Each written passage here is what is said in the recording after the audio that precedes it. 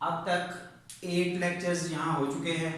उन 8 लेक्चर्स में definition, determinant की एक्सपेंशन, उसके बाद विदाउट एक्सपेंशन, हायर ऑर्डर के हवाले से और प्रॉपर्टीज़ यूज़ करते हुए हम एक डिटर्मिनेंट का डिफरेंट एस्पेक्ट डील कर चुके हैं। अब इसके आगे वाला काम डिटर्मिनेंट को मल्टीप्लाई कैसे करना है अगर दो डिटर्मिनेंट मौजूद हो तो। मैट्रिक्स का प्रोडक्ट हम पिछली क्लासेस में यानी कि 10th क्लास में या एफएससी की बुक्स में मैट्रिक्स की मल्टीप्लिकेशन डिटेल से हम समझ चुके हैं, लेकिन डिटर्मिनेंट को कैसे मल्टीप्लाई करना है तो उस हवाले से ये हमारा आज का लेक्चर, ये वाली वीडियो कंटिन्यू हो रही है, मल्टीप्लिकेशन ऑफ डिटर्मिनेंट्स। इस हवाले से ज़ाहिर है एक एग्जांपल कोट की जा रही है। एग्जांपल उस एक्सरसाइज का क्वेश्चन दिया जा रहा है, question number 18 exercise 5.1। Show that इस डिटर्मिनेंट का स्क्वायर इसके इक्वल है। अब स्क्वायर मींस सॉल्यूशन में उसको 2 दफा लिखा जाएगा, तो ये वाला square this multiply by this. अब दो डिटर्मिनेंट मौजूद हैं, इन दोनों का प्रोडक्ट कैसे लिखना है। तो प्रोडक्ट के हवाले से अब क्योंकि एक डिटर्मिनेंट का अगर हम ट्रांसपोज लेते हैं तो उसकी वर्थ पे फर्क नहीं पड़ता। इस चीज को देखते हुए आप बेशक रो को कॉलम वाइज मैट्रिसेस की तरह मल्टीप्लाई कर लें या आप रो को रो से भी मल्टीप्लाई कर दें, कॉलम को कॉलम से भी मल्टीप्लाई कर दें, तो इफेक्ट नहीं होता। इस हवाले से ये एक नोट भी मौजूद है। ये देखिए यहाँ ये काम करके दिखाया गया है, क्योंकि मैंने जो दो क्वेश्चंस सामने सेलेक्ट किए हैं, क्वेश्चन नंबर 18 और क्वेश्चन नंबर 22, उसमें रो का रो से प्रोडक्ट और रो का कॉलम से प्रोडक्ट, दो अलग अलग एग्जांपल लिए हैं। तो ये सिर्फ हिंट जो नोट शो किया है उसमें दिखाया गया है कि अगर आप जिस तरह मैट्रिक्स को मल्टीप्लाई करते हैं उसी तरह डिटर्मिनेंट को भी मल्टीप्लाई कर दें तो फर्क नहीं पड़ता।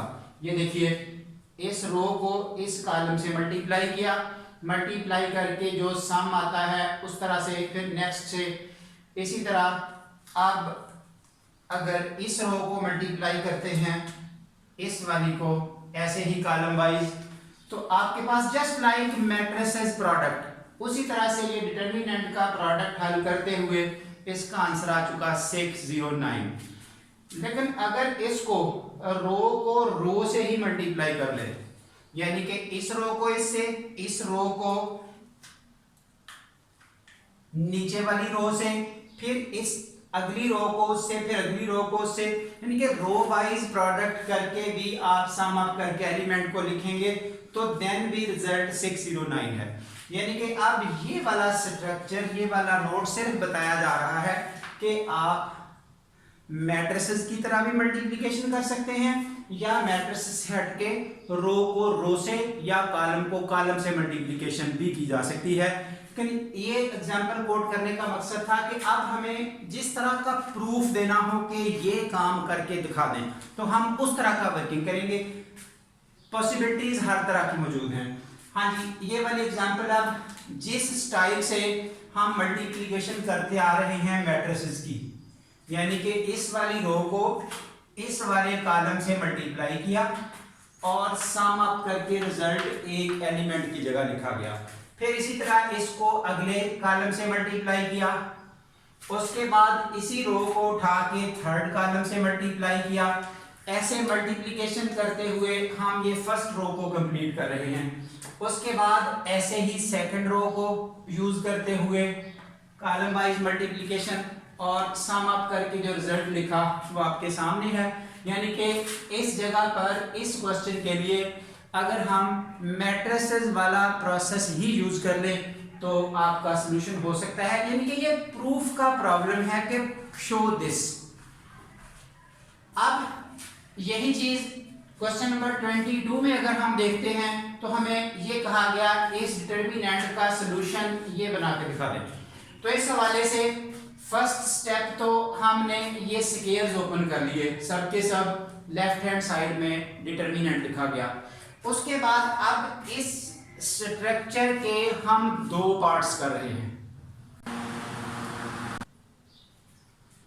इन ओपन स्क्वायर्स में से जब हम इसके दो पार्ट लिखेंगे तो दो पार्ट, एक ये डिटर्मिनेंट और एक ये डिटर्मिनेंट। इस डिटर्मिनेंट का कैसे पता चला कि आप एक ये लिखेंगे, ये एक एग्जांपल भी है पीछे एक्सरसाइज से कि 1a square 1b square 1c square, और रो वाइज लिखें या कॉलम वाइज लिखें, इसका सलूशन आता है a minus b b minus c c minus ए।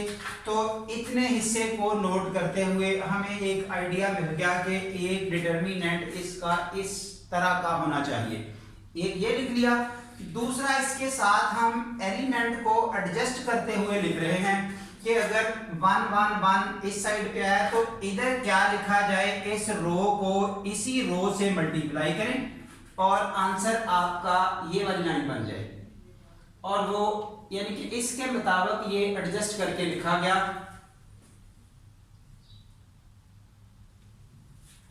इस फर्स्ट रो को कॉलम से मल्टीप्लाई किया, इससे मल्टीप्लाई किया और इससे मल्टीप्लाई किया, और आपके पास जो आउटपुट की जा रही है, फर्स्ट रो को फर्स्ट कॉलम से मल्टीप्लाई किया तो ये रिजल्ट आ गया। जब इसको नेक्स्ट वाले से मल्टीप्लाई किया तो ये रिजल्ट आ गया। जब इसी को थर्ड से मल्टीप्लाई किया तो ये आ गया। यानी कि लिखने के लिए हम रो वाइज लिखें या कॉलम वाइज लिखें, क्योंकि डिटर्मिनेंट का ट्रांसपोज इसकी वैल्यू को इफेक्ट नहीं करता। अब इस हवाले से ये दो डिटर्मिनेंट लिखे जा चुके। उसके बाद यहाँ से माइनस का 2 कॉमन किया इस फर्स्ट वाले डिटर्मिनेंट से, और जो बाकी स्टेटमेंट है वो एज इट इज, ये वाला डिटर्मिनेंट एज इट इज। अब हम इन दोनों डिटर्मिनेंट का सॉल्यूशन किसी एक का करके दिखाया जा रहा है। एक का सॉल्यूशन आपका ये वाला आ सकेगा, उसके बाद फिर दूसरे वाले का सिमिलर लिख के हम इसकी आउटपुट बनाएंगे। अब हम इनमें से किसी एक डिटर्मिनेंट को सॉल्व कर रहे हैं। हाँ जी, अब उन दोनों डिटर्मिनेंट्स को एक एक करके डील किया जा रहा है। उनमें से एक डिटर्मिनेंट ये लिखा गया, उसके बाद यहाँ से इसका ट्रांसपोज लेके सेटिंग की गई। अब ट्रांसपोज का मकसद भी सिर्फ यही था कि अब हम एक कॉलम को या रो को ज़्यादा से ज़्यादा जीरोज बनाएं, और जीरोज बनाने में हमें कॉलम वाइज ज़्यादा आसानी होती है क्योंकि हमने एचेलॉन फॉर्म में वर्किंग की प्रैक्टिस ज़्यादा ऐसे की हुई है। इसलिए अब इसको ट्रांसपोज लेके लिखा, फिर इस 1 के नीचे दोनों जीरो किए। इसके लिए हमें वर्किंग ये करनी पड़ी, रो ऑपरेशंस यूज करने पड़े। ऐसा करते हुए आउटपुट ये बनी। अब इस रो 2 में और रो 3 में b माइनस ए और c माइनस ए रेस्पेक्टिवली कॉमन है, वो दोनों में से कॉमन निकाला तो आउटपुट बाकी ये बची इस डिटर्मिनेंट की। अब यहाँ से हम इसको कॉलम 1 से एक्सपेंड कर दें। जब कॉलम 1 से एक्सपेंड करेंगे तो इस कॉलम का ये रो और कॉलम डिलीट करते हुए जो कुछ बाकी स्मॉलर डिटर्मिनेंट सब डिटर्मिनेंट बनेगा वो आपके पास ये बचेगा। तो अब इसमें से मेन डायगोनल का प्रोडक्ट माइनस सेकेंडरी का, तो आउटपुट ये बनी। अब यहां से जो तरतीब एडजस्ट करनी थी, ये देखिए a minus b b minus c c minus a, ये c माइनस ए की तरतीब पहले ही ठीक हो चुकी है। इन दो की वो तरतीब नहीं है जो हमें प्रूफ में चाहिए, इसलिए एक माइनस यहां से कॉमन किया, ये a माइनस बी बन गया। एक माइनस यहां से कॉमन किया, ये b माइनस सी बन गया। वो दोनों माइनस और माइनस प्लस हो गए, और अल्टीमेटली जो हमारी रिक्वायरमेंट थी, जो हम प्रूफ में लाना चाहते थे, वो एक डिटर्मिनेंट का पोर्शन बन चुका।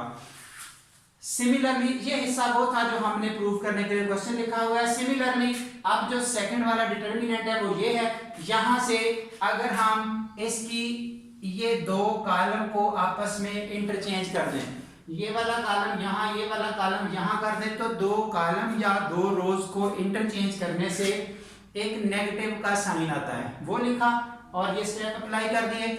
इसका मकसद ये था कि ये वही कुछ बन जाए जो आपका ये वाला डिटर्मिनेंट है। तो इट मींस इसका हम सिमिलर रिजल्ट लिख सकते हैं, x minus y, y minus z और z माइनस एक्स। फाइनली अब ये वाली आउटपुट और ये वाली आउटपुट उठा के आप क्वेश्चन नंबर 1 जहां पे क्लोज किया गया था उसमें पुट कर दें, तो आपको ये माइनस और एक -2 के साथ मिलके प्लस हो जाएगा। बाकी आपका जो हम प्रूव करना चाहते हैं ये आपकी राइट हैंड साइड प्रूव हो चुकी। उसके बाद रह गई असाइनमेंट्स।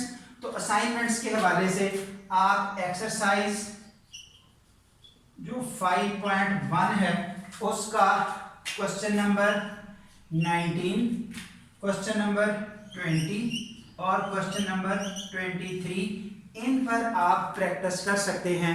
जो हमारी रूटीन में प्रैक्टिस चलती है कि जो ये डिटर्मिनेंट का प्रोडक्ट आज पढ़ा गया इस वीडियो में, उसकी प्रैक्टिस के लिए आप इन क्वेश्चंस को यूज कर सकते हैं। That's all.